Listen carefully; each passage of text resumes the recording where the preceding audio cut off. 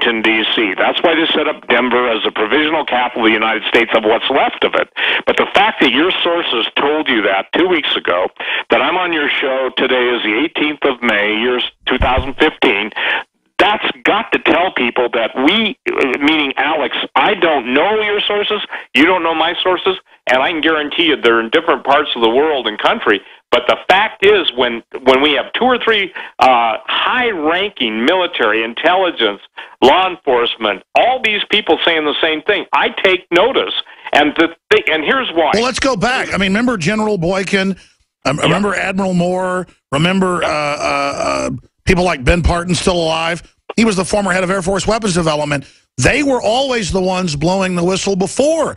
That's what the globalists have as a problem, is that there's so many patriots in the military and in law enforcement, but now the purge is accelerating, and they've got these younger generations that they're filling the ranks with.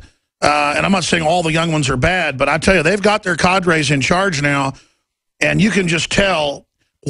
Get into your red-blue list, because that's now come out in mainstream news that they've got these roundup plans. As best I can tell, though, start the Civil War, use that to tear up the military police and the public, then bring in foreign troops to stabilization force later. Folks will beg to have the power turned back on 6 months, a year, 2 years, if they go with this hot plan. But after the stabilization, they're going to take out most of the leadership, the minions that help bring them to power. They never want to keep that group in charge because they were part of the coup takeover.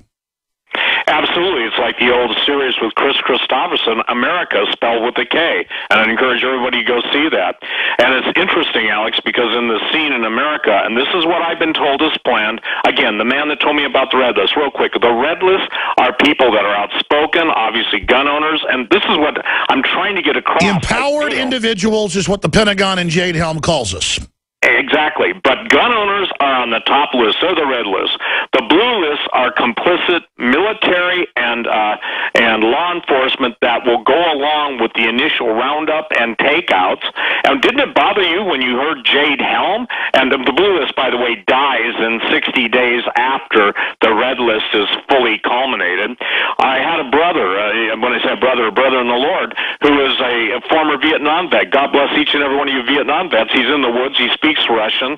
They're tracking a joint maneuver or training exercise, and he hears the Russians speaking, and he speaks fluent Russian, saying, those stupid Americans, once we've done what we need to do with them, that's when we do them. And he said, Steve, they were openly talking and laughing and snickering. He said, you know what was amazing? He said, it didn't appear that maybe more than one guy who the Russians are training with, they spoke perfect English, spoke Russian.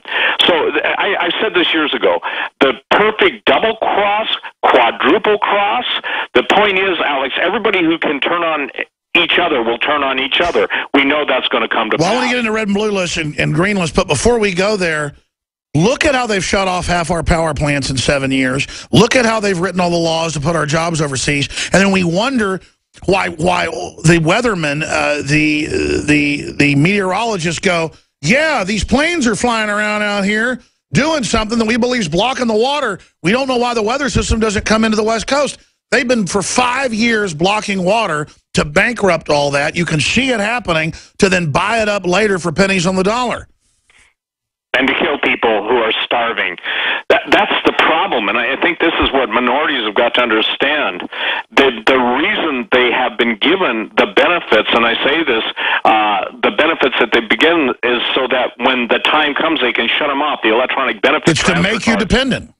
It's to make you dependent. And when that dependence is no longer being fed, literally, or being subsidized, that's when everything goes crazy. And so again, and by the way, the blue list, again, law enforcement officers, National Guard, military who go along with the red list to take over the guns, then they get terminated. They don't go to re-education camps. The green list are the people that go willingly and that have no political association. That's right. They want the next wave is always a bunch of dumb goobers. Even in Charlotte Iserby's secret documents that she basically got leaked out back when she was the deputy head of education, was that once they've taken over with the police state, then they phase that out completely and have these cult-like little trendies going around that just run everything.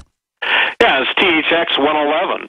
Seriously. Or it's the new cyborgites, okay? It's the composite entities that are as little human as possible. This is what Ray Kurzweil, all the people we've talked, that's not for this show to talk about that, but all people have to do is look up two words, transhumanism and singularity. So when I hear I don't believe, my immediate response now, Alex, is you don't think. When they say, you're crazy, I said, I may be crazy with truth. You're dumb unto death with lies. I'm sorry, but that's where we're at right now. And again, people have got to take responsibility. Look, it's my kids. I'm a grandfather. Me. And I say that because I never thought I would be a grandparent, but the point being, I look at my grandchildren and I weep. I look at my kids. Half my kids get it, half my kids don't. Oh, I know. It's even in your own family. And I mean, here's the thing. 9 times out of 10, the wildest stuff we're talking about, it turns out being worse than we were saying. I mean, that's what's so crazy is that think about everything that's already happened, what we put up with now. If you listen to our shows in 1996, it's like all come true. And then I'm just hoping that we are wrong. The problem is 95% of what we say is from them. It's out of their fat, stinking mouths. Listen, it's also again, it's biblically prophetic. Obviously, the Great Tribulation. When I first went on talk radio, let me just point out a statement I made 25 years ago. I said, "You'll know you're in the end when all the world's dormant volcanoes go active." I remember you saying that in 1996. I remember you saying the great ring of fire will heat up. You'll have volcanoes everywhere, and I'm like, this guy's entertaining. But I was like, come on, Steve. I mean, let's be honest. I would tell you on air, I think you're going too far.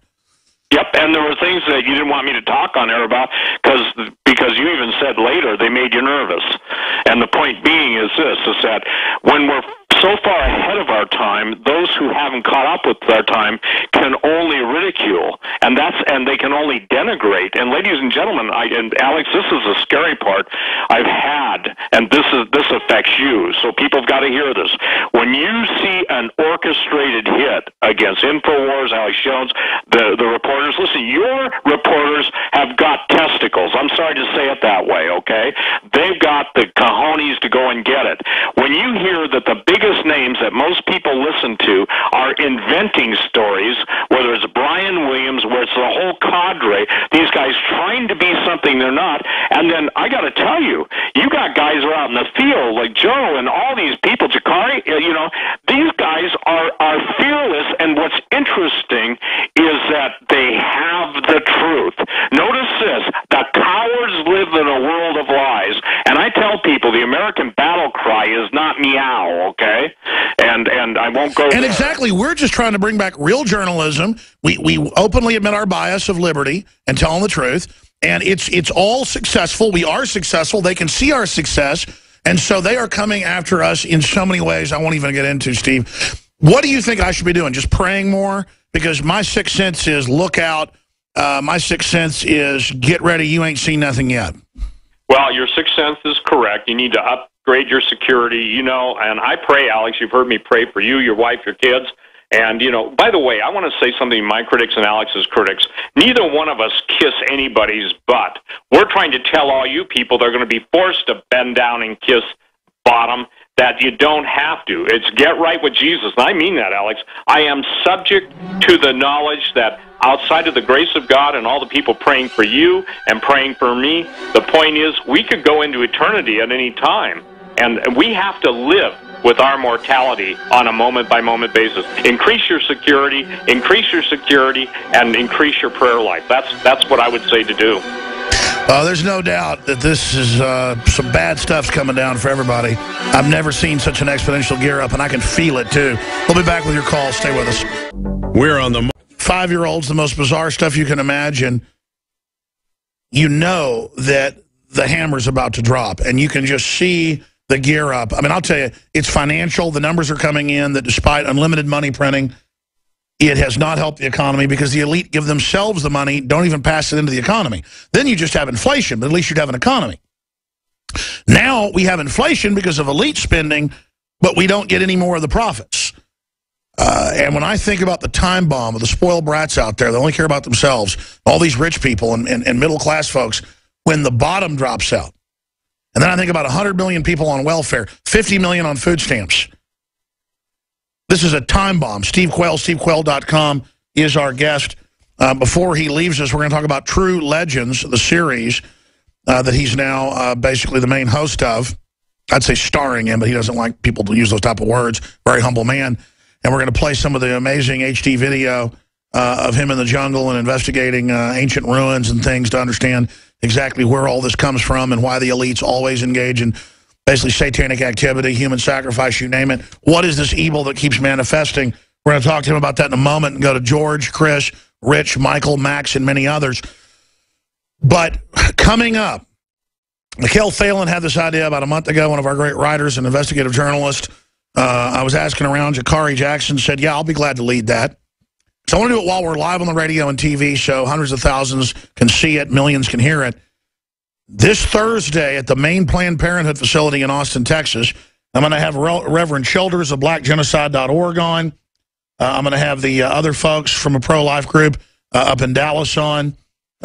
Also, to promote what Jakari's doing, they're going to reach out to their pro-life groups. But whether you're pro-life or not, come on. Planned Parenthood was set up by Margaret Sanger, who got awards from Hitler, gave awards to Hitler.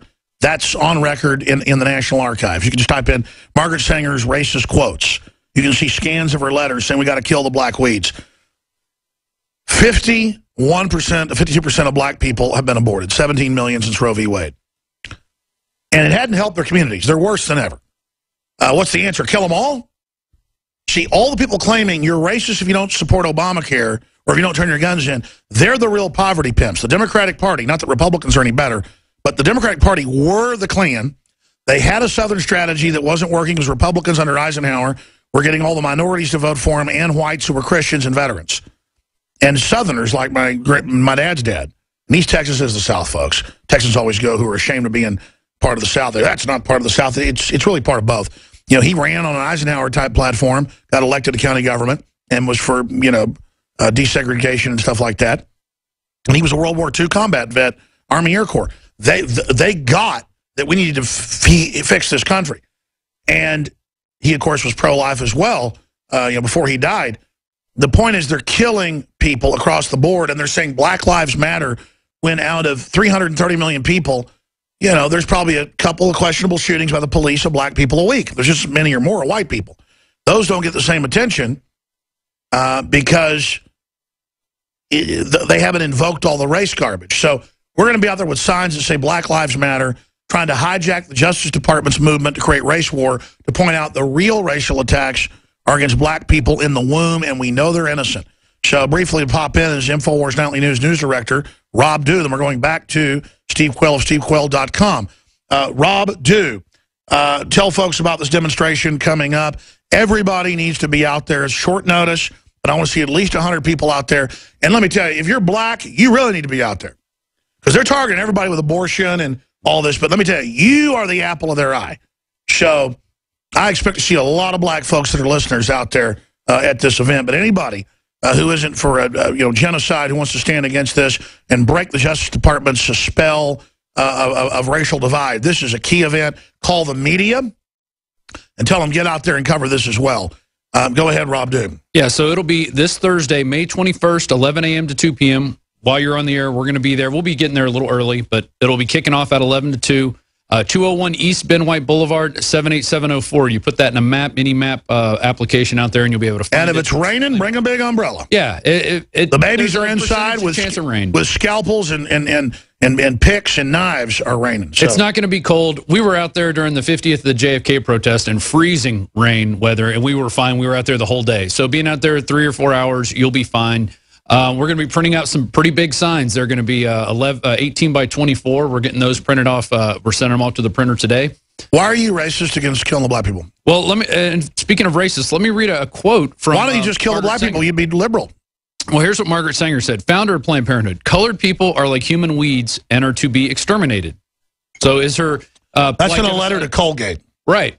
And so blackgenocide.org, we've interviewed the founder a few times. He's asking, is her vision being fulfilled today when you have at least 35% of the abortions in America are done to black people? Now, some cities it's up to 80%, but it's Oh, yeah, New York said... Childers just cracked the numbers. It's 51. Yeah.